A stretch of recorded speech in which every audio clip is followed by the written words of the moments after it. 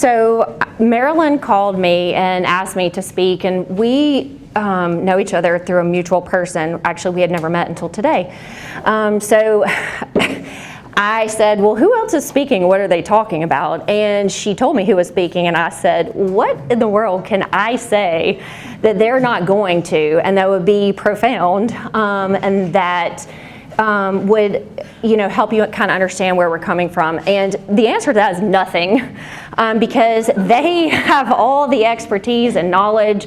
And so I thought even harder about it, and I thought it was important for you to hear my own personal testimony about how I got here today, and kind of how the puzzle pieces connected for me. And so I thought that might be more powerful for you. So I have two disclaimers before I start speaking. One, I have not been able to get through this PowerPoint without crying, because it is digging up a lot of angst and trauma I guess my family has been through for the last couple of years. And two, there's some really taboo things I'm going to say, and some things that are going to make you uncomfortable. And the truth of it is, I think we need to get uncomfortable to start hearing the truth. So I just want to give those disclaimers to you before I start. A little bit about me, and she kind of said this, but I was born and raised in my role as a provider in an academic medical center, which shall remain nameless, and I teach nursing there, and I've been doing critical care for a long time. My board certification is in adult critical care. I am now working with Dr. Vaughn on long COVID, and that is a huge stretch if any of you know me. And if I, like Jen said, thought that I would be doing this, or anyone told me I'd be doing this 20 years ago, I would have laughed at them. I am a rule follower. They give me the rules, they give me the guidelines, I check the box, that's what I do. So this is quite a transition for me. Personally, I am 43, I'm from Mississippi. When I graduated nursing school in 2003, I moved to Alabama to go just grad school, and really thought I would go back home, but kind of fell into the job, and here I am. So I'm married to Matt, who's also a nurse. I have one daughter, she's 7, she's here with me. Her name is Millie. She's part of our She's part of the journey with me too, but I've been a long COVID patient myself since 2021, which is how I got to you today, and my daughter also has long COVID. So now what I like to consider myself is an advocate for long COVID for myself, my kid first of all, and then anyone else, patients that I take care of now, and just in general as an advocate. So this is kind of how my journey with COVID started. I can remember exactly where I was in March of 2020 when they started talking about the pandemic and what was about to happen. We're going to shut down everything. And so I remember grabbing a few things from my office and thinking, all right, I'll be back. It was about to be a spring break. Let me just grab a few things. I'll go home really quickly. Man, I was wrong. That was quite an interesting time. We started shutting everything down. You started hearing all the terror about everybody, people dying and all the things that was going on. So we started working remotely, mostly in my teaching job, but I still had a clinical job that I worked one day a week, and my husband is fully clinical. So we had to go to work in an environment that was basically terrifying. I remember walking to the hospital that very first day. First of all, I didn't have any childcare. My daycare shut down. And Matt was at work too, so we were hiring strangers basically that we'd never met because it wasn't an option for us not to come to work. So I would have strangers in my house loosely that I would kind of know that would agree to come over there knowing we were exposed and coming home, exposing them. But they would text me throughout the day, hey, I gotta go, and I would be talking to the next stranger, while I'm in the hospital trying to take care of people in the unknown. So that was pretty terrifying. But I remember walking in the hospital that first day, and I remember seeing these people, I would pass them, of course 6 feet away, can't even get in the elevator with anybody, everybody's got their mask on, and every time I would see a face, a masked face, that was a vessel to me, I'm taking this home to my child, are they carrying it? I would see a patient and I would think, is this the one who's gonna give it to me? I'm gonna give it to my kid. So it was pretty terrifying, but we really didn't have a choice. We got a text every morning from employee health. Basically, you had to report your symptoms. If you didn't have a symptom, you came to work. That was the end of the discussion. Child care or not, they didn't really care, so that's what we did. From a teaching perspective, in December of 2020, the hospital was insane. And I don't know if any of you are in inpatient care or worked in inpatient care, had any loved ones in inpatient care at that time. It was crazy. It was like watching the zombie apocalypse, but in real life. So the hospitals were so short-staffed. They were so overwhelmed with patients, they couldn't take care of them literally. So they asked the nursing staff or nursing faculty to come work as nurses in the hospital. And I was already working as a clinician at the time, but I had colleagues who hadn't been in a hospital in 20 years. And they were like, get your nursing license, we're going to take care of people. And they're like, okay. And students who had been sent home and they were learning remotely at the time, they asked us to come join the nursing care team. So sure, I said, I'm going, let's go do this. So I actually organized about 120 faculty and students, and what we did is develop teams. We were assigned to specific units. We took volunteers. We did not force the students to go. We took volunteers of faculty. And we said, okay, you're willing to go. Are you willing to see COVID patients? Are you not? And so we divided us that way. There were not very many people who were willing to go to see the COVID patients, take care of them. So I volunteered. My team was assigned to the COVID ICU, which was the medical ICU. And we had two jobs. And our job was, number one, we were the prone team. I know you've probably heard about all these patients who were put on ventilators. I've been a critical care nurse for a long time. I remember walking into like nursing units for the shift, and there was always that one patient who was really sick, and everybody knew like that was the patient, and nobody wanted to take care of that patient. We were all going to help that person take care of the patient. There was that one patient. Everybody else was kind of holding their own. This was an entire unit of those people. Like that one person, it was all those people, and our job was to turn those people onto their stomachs on a ventilator hooked up to all these machines in complete PPE, which we knew nothing about how to put on, and we just learned in 2 seconds, and then we were going to go in the room and do it. It took 9 people to turn these people over on their stomachs. It took approximately 45 minutes. So we started our shift by proning people. Our other job, primary job, was to clear dead bodies. So the students and I would go at the beginning of the shift. Anyone who was deceased, we would help get to the morgue. We would send them, and we would immediately get them out so that we could put the next patient in the room. I saw 0 people get discharged from that unit. The only way they left was to the morgue. So obviously, I'm terrified, right? I don't want this. We don't know how it's even spreading. We would strip down from our scrubs in the unit. We would put them in a plastic bag. We would go into our houses. Anything we had on us, we would leave in a Ziploc bag in our cars. We would strip again in our garage, put our scrubs in something, wash them, pray for the best. Like, wouldn't touch my kid, wouldn't do anything, because we had no idea how it was even transmitted. So Matt and I mean, it's looking back now, it's kind of crazy, but no one wanted to be around us. This was Christmas of 2020. I spent Christmas in the COVID ICU. Our family didn't want to be around us. No friends wanted to be around us, because I'm now directly exposed to COVID patients. And none of us are vaccinated, and nobody wanted it. So we spent Christmas by ourselves. This is us on the unit during Christmas. The students also were isolated. None of them got to see their families during this time, and that was their choice. But we were there to help the nursing staff. So I, like many of you, or maybe you didn't, good for you, but heard about the COVID vaccine, and I was first in line to get it because we were considered in the hazardous unit in the hospital, so I was first in line to get it.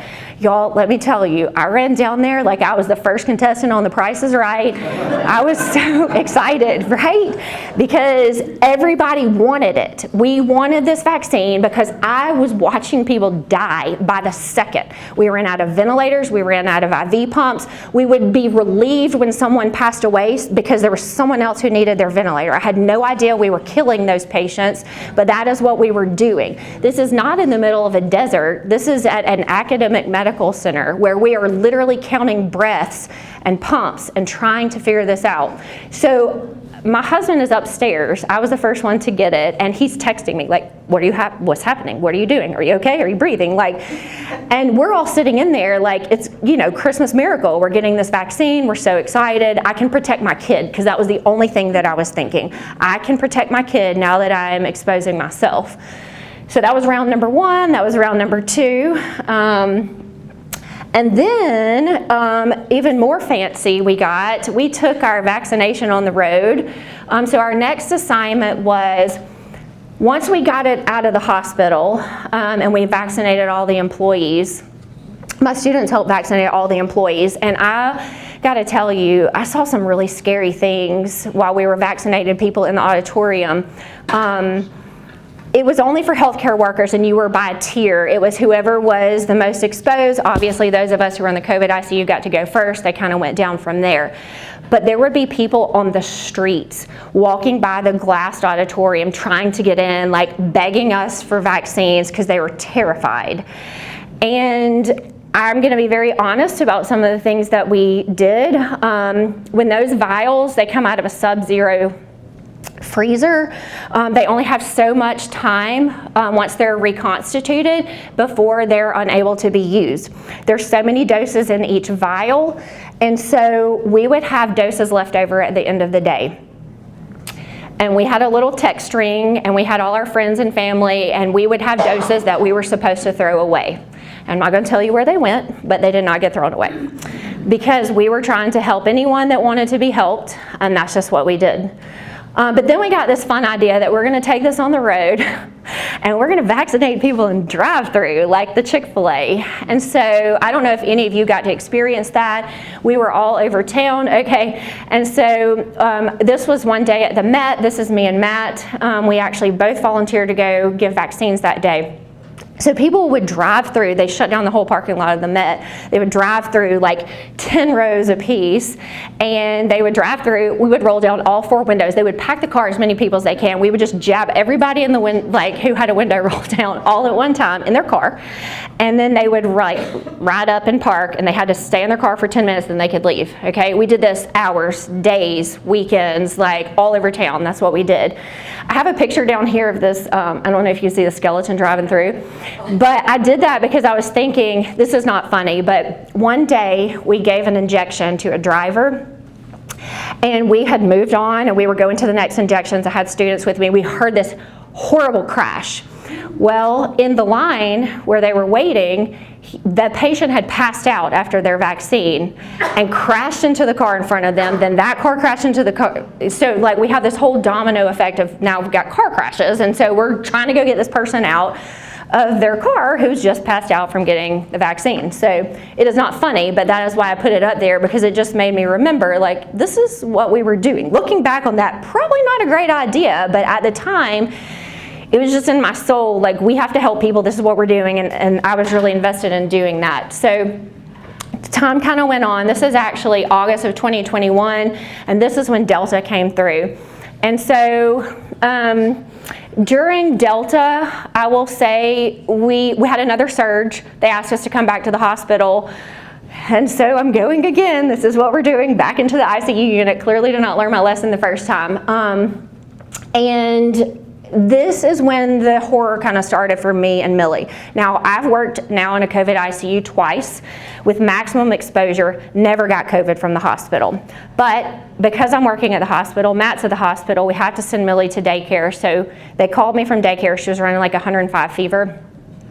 COVID, that's what it is, okay? And now I have this guilt.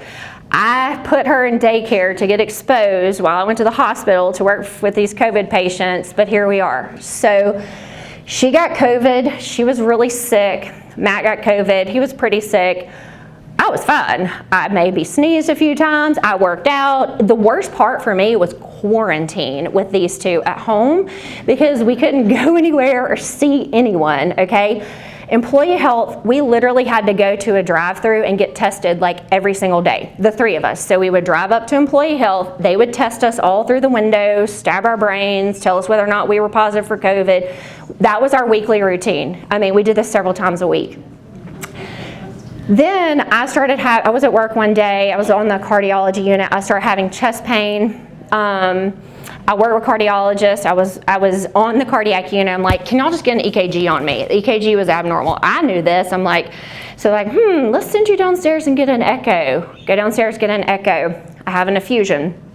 So we find out later that I have pericarditis. Actually, in this picture, I'm working in the COVID ICU with pericarditis. So that was kind of how it started for me after my first infection.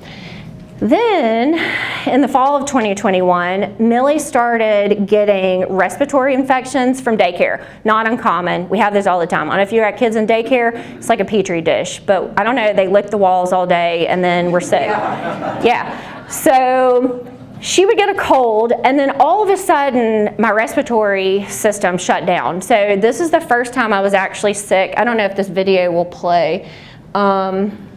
This is the first time I think I went to the emergency room. You can't hear me wheezing, so sad. But I'm wheezing, obviously looked terrible, and this is her taking care of me with her plastic stethoscope at home. So this is the beginning.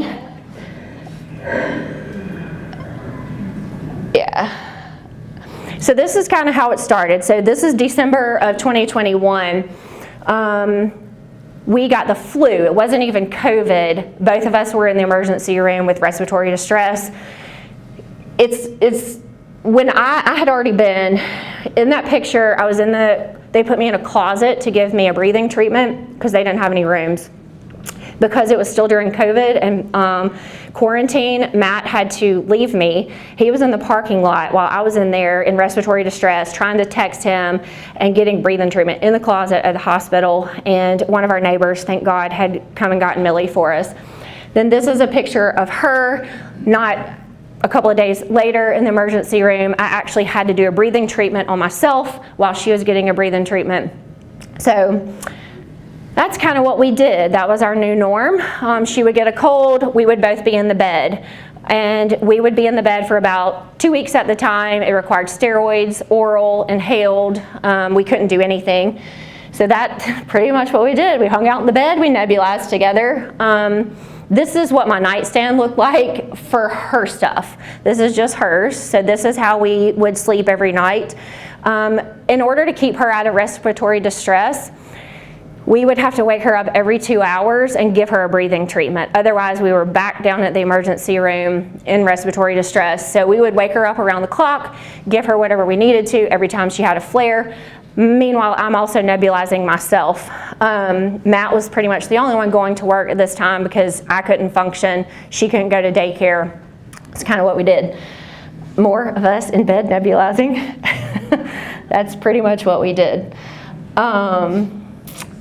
This is a picture of her in my office because there were days I could maybe go, but she couldn't go, so I just took her to work with me and we nebulized at the office. We nebulized in the car, we traveled with it, we went everywhere with a nebulizer. We didn't go anywhere without it because when we would get sick, we're crashing immediately, and it was either that or we go to the emergency room. So that basically became a piece of our lives.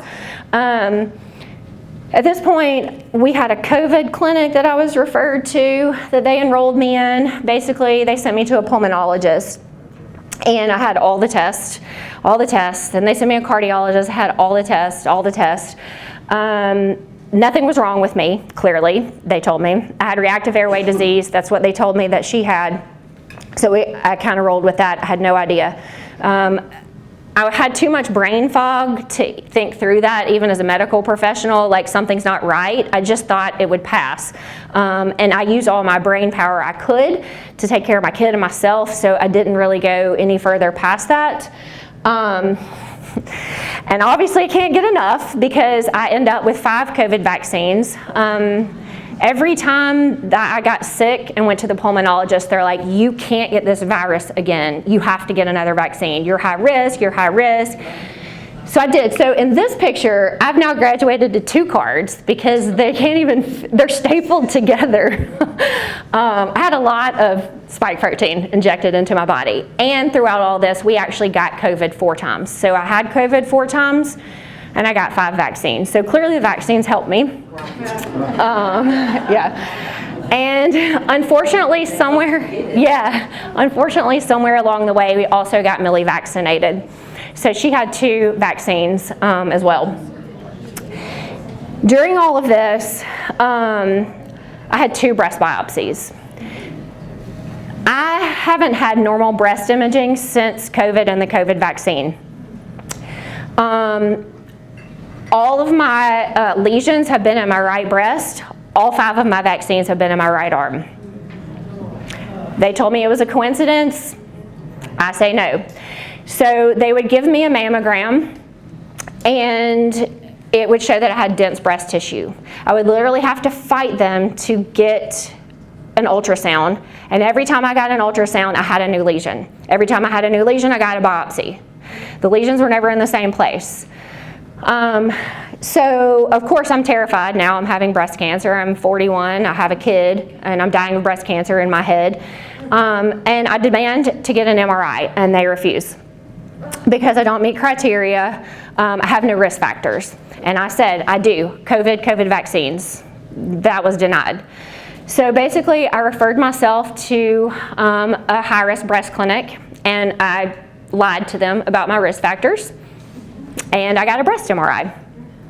And it was negative, but now I'm on the schedule to get them yearly because they still refuse to do anything besides a mammogram on me because insurance won't cover it, and now follow-up ultrasounds are no longer standard protocol or evidence guidelines. So I have another MRI in a month, and this is where we are with that. So at this point in my life, things were bad. I was in a really deep, dark hole. I've never been this sick in my life. I've never felt so desperate in my life. I got sent to psych 3 times because all my tests were normal. There was nothing wrong with me, so they sent me to neuropsych for evaluations. My pulmonologist refused to see me unless I did that. I sat through online sessions of cognitive retraining. They would set up Zoom sessions for me, and they would make me go through a calendar and how to set up a calendar and how to do a to-do list. There was a day that I was taking Millie to school, and I got to the end of my driveway, and it's like I turned and got to the end of my street, and I stopped at the stop sign. I couldn't remember where I was going or how to get there. So I turned around, went back to my house. I'm having a meltdown, trying to keep it together in front of my kid, but I was trying to jog my memory of like where I was going, what was I doing? I couldn't remember. And there were times Matt would have to like repeat our address to people. I would try to lecture, I couldn't find the words. But I'm online doing these checklists with them, okay, because clearly I'm crazy and there's nothing wrong with me. And I was trying to follow all the rules to be a good patient and be compliant and continue to get their help. So that's what I did. Then I started doing some research when I had the brain power to do it, but because I was in a deep, dark hole. I won't use the word about the deep, dark place I was in, because my daughter is here, but I will say to you that my husband and I had many conversations, many nights, of me saying, I'm having really serious bad thoughts. I don't have any plans to do anything about it, but I just want you to know this. And I remember sitting in my shower one night, taking a shower, and I had to sit because I couldn't stand, because I couldn't breathe and I couldn't stand. And Millie came in and I was crying. And she's, I could see the despair in her face. It wasn't until that moment that I was like, okay, I got to get it together, whatever's left in me, and I got to do it for her. And that literally is the only thing that kept me going. So I started doing some research. I found a case study out of UCSF where they had given 3 long COVID patients, and I assume that's what it was. I don't even know. Like, I'm Googling. Hadn't heard about any of this. They had given them a trial of Paxlovid, and all of their symptoms went away. So I'm like, well, I need some Paxlovid. You know, that's what I need. More drugs to put in my body. So I find an allergist who's willing to do this, and I go to her, I'm like, what's 5 days gonna hurt? Like, just give it to me. And she's like, okay. She had to consult with people because it was off label. She had to talk to this whole panel of people. I'm like, whatever.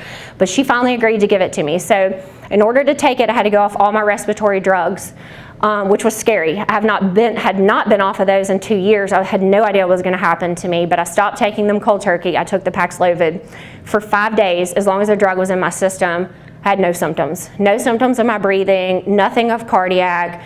So in my head, this was the answer. So I needed more Paxlovid, like crack. And so I called her, I'm like, I need some more, give me some more. She's like, no, that the indication is emergency authorization, it's only for acute COVID, you're already off label, she refused. So I'm like, okay, fine. I will find someone who is gonna give me this drug, or I'm gonna break in CVS, and that's how it's gonna go down. That's gonna be the end of me. So the power of social media, I start putting on social media. I need something about Paxlovid, drug trial. Does anybody know about a drug trial? Does anybody know about Paxlovid, someone willing to get Paxlovid? I have a friend, and this is definitely a God wink. She doesn't have a Facebook account, which is where I posted it. She was on her daughter's Facebook, and she just happened to see it. And she texted me, and she was like, hey, I don't know anything about Paxlovid, but there's this crazy doctor in Birmingham, and he's doing some real crazy stuff, and you should like check it out. I'm like, oh yeah, he will give me some Paxlovid. Yeah. We laugh about it now, but so I called the office and I was like, I need to talk to Dr. Vaughn. Of course, they're not gonna let me talk to him. Who are you? And I'm like, okay, fine. I called multiple times, left multiple messages. We'll let him know. I'm like, okay. Finally, I just made an appointment. I said, I'm gonna go talk to him, give me some Paxlovid. So I did. I made an appointment. I had a stack of information with me, okay? Because I've had every scan that you can think of at this point. All are normal, and I'm taking it to him. And at this point, I had gotten myself on a list to see the COVID clinic in Johns Hopkins, and I was waiting to go to that appointment. So I met Katie, one of the nurse practitioners who works with us, and she listened to my story and looked at all my papers, and she was like, okay, we're gonna get you better. And I smirked at her, and she walked out, and I was like, who does she think she is? I've been to every specialist. In 2 seconds, she hears what I have to say. She said, we're gonna get you better. I'm like, all right, whatever. I need to talk to him because I'm getting me some crack before I leave. So Dr. Vaughn comes in with his computer, yeah, and I'm like, all right, so let's just get to the punchline. That's what I want, you know. But he starts showing me this PowerPoint and all the things, and starts talking to me about this theory of microclots. And he starts looking at my problem from head to toe. And I just remember breaking out in tears and thinking, yes, this is the right thing. Like, this is it. This is the information I've needed for all this time. It makes complete sense. I don't care what he says, like, he's right. Like, this is what we're doing. So I'm like, okay, so Paxlovid. He's like, I'm not opposed to Paxlovid, but here's what I think we should do.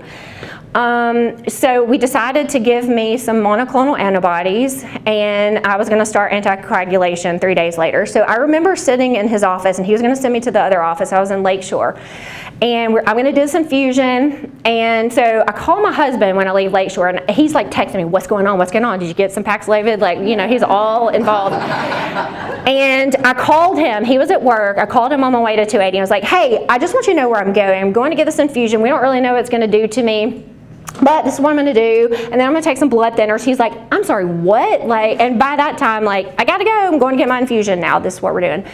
So I did, I got my infusion, and then we don't wanna restart my computer. Then the ball the wheels started turning, like, okay, now what? So he says I became obsessive, and I really did. I was up night and day reading all this literature. Dr. Vaughn had sent me all this stuff. We're looking at all this stuff from outside the country. Like, what is wrong with America? Why are we so far behind? They have the answers somewhere else. He's using it right here in Birmingham. Why are we not doing this? And literally, I would fall asleep with the computer in my hand. I would wake up with the computer in my hand. Like, this was my mission. They're wrong, okay? And how can I prove them wrong? That was what I was going to do. So we drew my blood and we shipped it overnight to some dermatologist in Texas, and she looked at my blood under a microscope, which you can see in the middle, and she could see these amyloid, clots, these abnormal clots, and I'm like, okay, yes, this is what we need. I'm going to show this to all these people who've dismissed me and sent me to, cognitive therapy. And then we started taking my blood every single week I was on treatment, and we would take like 12 vials. I don't know how I wasn't anemic, but we only need like this much out of one vial, we found out later, but every week I would go I'm like, take more. We have a whole freezer just of my plasma. It was a good times. But I knew that he was right, and I was going to prove them wrong and help them help other people because they had the resources to do it. This is actually the test that got me kicked out of the pulmonologist's office. So I had multiple scans. Okay. I had already had multiple scans. I had a CT scan, I had a high resolution CT scan, I had a CTA. They told me all those tests were normal. Until this time, I just read the summary and said, fine, they were normal. I don't have clots in my lungs. Then, at this point, I started going back and looking at the reports. They were not normal. Had atelectasis in my basis. I don't know if you know what that means, but that means the bottom of the lungs were collapsed. In an 85-year-old who's laying in the bed, yes. In a 40-year-old who's exercising every day, absolutely not. There's no reason why I should have collapsed lung bases. So I started demanding a VQ scan, a perfusion scan, because we had read about some studies in Spain and Italy where they had been doing these and finding abnormal things on their scans. They refused. So what did I do? I lied. I told my cardiologist, who was also my friend, Johns Hopkins is going to see me, but not until I get this VQ scan. It's out of network. They're not going to pay for it at Johns Hopkins. I need you to order the scan on me. And he did. I remember I was at my office teaching. He called me. He was in a panic. Summer, you have clots in your lungs. I said, I know. Thank God you saw them. He goes, I have to call your pulmonologist. I said, go right ahead. Let me know what they say, because I've already kicked me out of their office. So I would love to hear what they have to say about that. And they did. After that, they wouldn't answer my portal messages.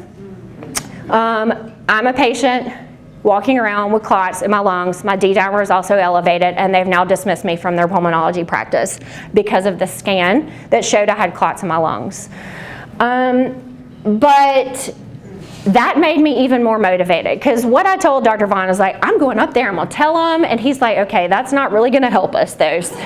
What can we do to refocus your energy? So what I did was start to collect my story, start to collect Millie's story, and I was going to educate these people, and this is what I asked of people. Every specialist I went to, every specialist I took my daughter to, I put together a portfolio. I spent thousands of dollars printing these binders, carrying them with me to every appointment I went to, every appointment I took her to. And I asked for these things. Please just listen. Please look at my case. Please have an open mind. That's all that I'm asking you to do. And I would leave behind my portfolio. One of the things that Dr. Vaughn, the big thing that I remember him saying to me is, be curious. Why not be curious? What is wrong with us that we cannot be curious? We have to just live by what we've been told. And that is what I tried to say to all these specialists I saw. Help me be curious. Are you not curious about this new disease? Curious that it doesn't fit your checkbox in the mold? That is all that I'm asking you to do, whether you think I'm crazy or not. So that's what I was going to do. So I went to Johns Hopkins. I took my portfolio. I started making it my mission to get the word out, and I needed people to help us because we had one person here in Birmingham, we had people in South Africa, but that is not going to help us in America. So I was going to go to my Johns Hopkins appointment, and they were going to help me get on board, okay? Even though I've already been dismissed from one academic medical center. My dad actually traveled with me, and I remember going into the waiting room of their long COVID clinic, and I was the healthiest person there. By this point, I had been on Dr. Vaughn's protocol, and I was off my inhalers. I had not taken a breathing treatment, but when I walked into that waiting room, everyone was on oxygen, everyone was in a wheelchair. I heard someone go up to the desk and say, I can't pay for today's visit because I just lost my job, and I don't have any insurance, I don't have any money, I've spent everything I have to get here. And my dad is looking at me and he's like, you're the wellest person here. And I said, I know, I feel like I should be the Pied Piper and take them all out of here because nothing they're gonna do or say obviously is helping them. I went into the room, I saw the pulmonologist there, and I told her that I had started anticoagulants. I told her about everything. She stood up over me and she started yelling at me and said, I cannot believe you wasted your time and mine to fly all the way up here with this nonsense. I am a COVID expert, I am a COVID doctor, which by the way is not a thing. And she took my portfolio and threw it in the trash in front of me. Yeah, so that was fine, okay? Clearly I was gonna get no help there, right? But that wasn't gonna stop me. This is actually from my hotel room. This is the day that Dr. Vaughn and Dr. Pretorius over Zoom started learning about the microscope. I don't know if this is my blood, I can't tell, but I was in my hotel room. My dad was watching all this. He's like, I'm going downstairs to take a phone call. Like, I don't even know who you're talking to. I don't know what you're doing, like what is happening. So he did not want any part of that. I also smuggled some blood back on the airplane from someone I met over the internet that I met at a restaurant that night. When we walked on the plane the next day, the alarm started going off. He's like, that's it, I'm out of here. I'm like, first of all, it's in our luggage under the plane. They don't know we have it, and it's fine. So much for the rule follower. Right. This is the rule follower that I am. But the sad part about that is I'm the rule follower following whose rules that are keeping me sick, and no one's being curious about getting me well. So screw their rules. It's not about them anymore. It's about me, my health, and my kid. So the rules were out the window. And that's what we had to do. This is Millie, and I don't know if you can see this, but you see how her arms are kind of hyperflexed. One of the battles I had, we saw geneticists, both of us, and hematologists, and I struggled the whole time we were sick. I would take both of us and say, look at us, there's something genetic here. She's as sick as I am. We're having the same symptoms. We have the same genetics. There's something genetic here, which they're like, no, it's fine, you know, which she does have hypermobility. I also have hypermobility, and Dr. Vaughn has found more than one genetic links to COVID and long COVID. So. But I begged for that information to be checked all along, and that also was denied. So these are pictures of my clots when we finally could see them under the fluorescent microscope. And then we started the COVID detox. And this is, I hope this video plays. There's to the base of COVID detox. I thought awkward. I don't know which works. How do you go for detoxing on that? Something going to my face. My whole body hurts. Where does it come from? I need to be people. Okay, right? So one of the things that empowered me to take back my life was to journal and document all of this, because I wanted people to see not how it started, but how you get rid of it and the damage that is done to my body. It is rough trying to get rid of that, and every day was like a roller coaster. There were days I felt good, there were days I was in the bed. I remember the day after I had those monoclonals, like 2 days later, I was laying on my floor vomiting, my whole body hurt. And I texted Dr. Vaughn, like, I think I'm dying. And he was like, this is great. This means it's working. I'm like, I'm gonna throat punch you when I see you. But he's right, okay? And then it made me realize how much it had poisoned my body. The vaccines the virus, and I had to do this to get over the hump. My parents were concerned.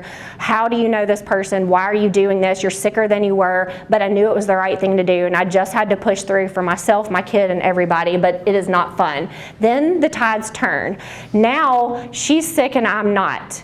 And how is that? I'm, well, she's still getting respiratory infections and I'm not getting them. So the sad part of that is she's still sick. Now what do I do about her? So I started doing research on pediatric long COVID clinics. I found one. It's in Washington, D.C. at Children's National. I looked at all of their data. They quote Dr. Pretorius, which is the same person that Dr. Vaughn was studying the information and data from South Africa. So I knew they had a clue. So I got on their wait list. It took us 8 months to get into their clinic to see them, but these are her pictures, so they're just as bad as mine. So this started the journey with Millie, and we were doing everything we could to try to figure it out. The problem was going to DC was out of our insurance network. They won't pay for anything. They won't do anything. I finally convinced the insurance, this is the only clinic in the country who can see her. They agreed to pay for the office visit, but nothing else. So that means I had to have all diagnostics done here. And that means I had to see every specialist for every body part to have all the diagnostics done. Now, luckily, I had a pediatrician who was at least open-minded enough and had seen me get well and believed that there was more to the story to at least put in the consults and at least help me get those pieces done so I could get her to DC. So we went through a lot of testing. The worst thing I've ever seen, I don't know if you've had your child or you've been through allergy testing, is absolutely awful. She was a trooper. We spent a lot of time getting scans. This is a VQ scan. She was the first patient in Children's Hospital to have the ventilation and perfusion portions. They had just gotten the new machine. When we went to see the pulmonologist at Children's, Matt had never been to any of our appointments, and he was there with me when I told my story and all the things. And the pulmonologist looked at me when I told him I want a VQ scan. He's like, "You're in the wrong place. Do not come back. There's no reason for me to see you or treat you. There's nothing I can do for you. You're at the wrong place." So we get in the car. Matt is completely speechless. He's like, "Well, that didn't go very well." I'm like, "You're right, it didn't." But I left him a packet. I left him my portfolio. 3 days later, he emailed me. "I read through your stuff. I contacted a colleague," and I forget where he contacted. "I would like to order a VQ scan on your daughter." Thank God. So he did. Luckily, hers was negative. She did not have clots in her lungs, so she was clearing them as she was getting the virus intermittently. So that's how we got to Children's National in DC. That started a whole journey up there. I did get her enrolled in a clinical trial, so we were also able to get diagnostics for her up there free of charge because she was a part of the clinical trial. Because I knew after they had done them and they were normal here in Birmingham, they would never repeat them again. We don't know what the long-term effects of this virus and vaccine are on our body, and this will at least get her tested for 3 years. So we had her enrolled in the clinical trial. And we did all over again. But at least it was in their system, at least she was in their system, and we could have consistency in getting her retested. So we go every 6 months to DC. I met a very amazing team of doctors there. They do approach long COVID holistically. We sat in a room, we saw every specialist, they came to us. We sat in one room and they all came to us. That is not how we're doing care for adults. It is very fragmented. She saw every specialist. They would pass in the hall, discuss exactly what happened with the person before them, and they would pass it along and discuss it as a team. We finally found the hematologist who agreed to treat her. He agreed to anticoagulate her. And we did. She was the first patient in the entire country. He had given 2 other kids that were 11 years old, but no one as young as her. She was 5, and he agreed to anticoagulate her. And it was hard to do that. I knew that's what I wanted him to say, but to choose it for myself and take those risks is one thing, but to take those risks for my child in the unknown, and I have to go back and tell my pediatrician this, is quite another. But we were brave and we did it, and this is us on a Disney cruise. The last night of the cruise, Millie woke up projectile vomiting with abdominal pain and fever. We went down to the infirmary emergently, and they were convinced she had appendicitis. So they got us off the boat in Miami first by ambulance. We went to the Miami Children's Hospital emergency room. We saw the surgical team. They were ready to take out her appendix. I was terrified because she's on blood thinners, and now I'm questioning my decisions because what now? And I got to tell them that. Luckily, they just happened to test her, and she was positive for COVID on a cruise ship. Imagine that, where they're licking ice cream cones out of the dispenser. All the children I've been on the boat with for the last 7 nights. She had COVID. Oddly enough, she tested positive. Matt tested positive. Guess who did not? Me, for the first time, did not get it. So I knew that we were doing something right. So we go every 6 months. Millie as well, she's off of all of her inhalers. She has not had a nebulizer in treatment in more than a year. Yes, praise the Lord. And we're actually getting ready to go back in 3 weeks. And she now is a pro, and she goes in there like it is nothing. They're so impressed with her. She just hops in there, she watches them draw her blood. I tell her, and we've been very upfront with her from the very beginning, you're a pioneer. People are going to write textbooks about you. Your treatment is helping other people. You are so brave. Think about all the children you're helping. This is her giving gifts. She's now made friends with all of them. We spend a lot of time, I don't know if you can, going back and forth. And so, what have I learned on this journey? Number one, our healthcare system is broken. It is so broken. I have spent a lot of time as a provider writing orders, writing prescriptions, and doing all the things I was supposed to do because that's what they told me to do. But when I became a patient, I realized that's not how it is. That's not how it's supposed to be. And I had to fight for myself. I had to lie for myself. I had to lie for my child. And that is not okay. You are your own advocate. I don't care what they say. Go find someone else. Healthcare is a consumer business. And if they're not going to do it, you find someone who will. Don't listen to their standards. Don't listen to their guidelines. You go do what you feel is best for yourself and your family. We live in a backwards sick care environment. I have been taught my whole life, symptom pill, symptom pill. That is not how it should be. You heard from Jen, you heard from Dr. Tamucci. Think about a fish in a dirty fish bowl, okay? And the fish gets sick. What do? Give the fish a pill? No, we clean the tank first, right? And so we are in a backward system where we're not focusing on we're focusing on being sick, and that is what they get paid to do. The sicker we are, the more profitable they are. They are living off of our sickness. So you have to empower yourself. No one's going to do that, to eat the right things, do the right things, because you have to be well. We have a whole new wellness clinic where we're focusing on that, and I have taken a lot of time to deep dive into wellness and functional medicine. I have a friend in the audience here, Stephanie. She was a student of mine, a colleague of mine. She's taught me a lot. When I first started working with Dr. Vaughn, I was like, girl, you are crunchy. I mean, I can't even deal with you. You're so crunchy. Okay, and meanwhile, I'm heating up my lunch in microplastics, and she's like, yeah, in the microwave. Yeah, right. But I will tell you, in living in this environment, I have to heal my body. That starts with me. No pill I take is going to do that more than what I input into my body. And so I have really taken a different perspective and different approach to the way I treat patients, myself, and my family. We have to be curious. If we're not curious, who's gonna be, okay? And things change. This is a new virus. This is a new pandemic. If you're not curious, they're not gonna be curious. They are dictated by payment fees. They are dictated by rules and governing bodies. They will lose their license over if they do not follow those check boxes.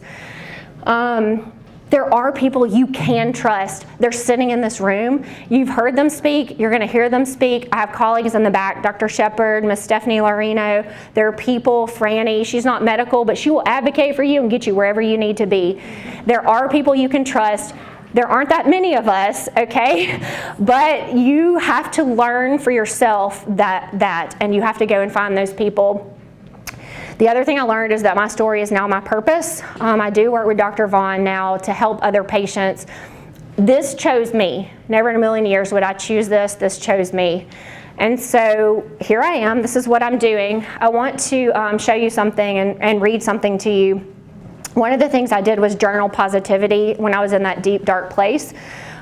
This is my journal. It says, I survived because the fire inside me burns brighter than the fire around me. Someone sent me a letter to 2022, and I wrote it in my journal, and I just want to read it to you. It says, Dear 2022, I just want you to know that you didn't break me. You brought me to my knees. You knocked the breath right out of me. You pressed my cheek to the bathroom floor and watched my tears spill out onto the cold tile, deaf to my racking sobs. You tried and you dang near succeeded. But you didn't break me. You humbled me. You tested me. You enraged me. You pressed your thumb into the tender, bruised parts of my heart and didn't let it up when I cried uncle. But you didn't break me. You brought constant sickness. You brought a profound, deep exhaustion. You brought a worry that is etched permanently between my eyebrows. You brought a darkness that will cast a shadow over the rest of my years, but you didn't break me. Sorry. Maybe you would have if I were still the same person I was in 2019, in 2020. Maybe even the person I was just one short year ago, but I'm not her anymore. I will never be her again. You did that too. You made me find strength. You made me find trust in myself. You made me find the truest, authentic connections. You made me learn. You made me grow. You made me heal. You made me love. I will never be the same again, but you didn't break me. The most important thing I've learned, though, is that we've only just begun. This is just the tip of the iceberg.